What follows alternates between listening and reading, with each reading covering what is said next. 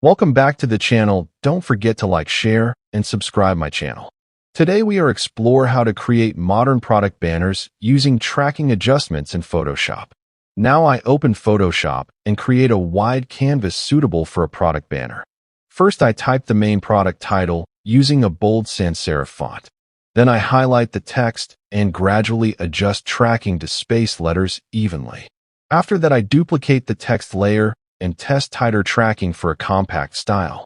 Now I add layer styles like subtle shadow or bevel to enhance visual depth. Next I check alignment with other banner elements using smart guides. Then I refine tracking gradually for readability and balance.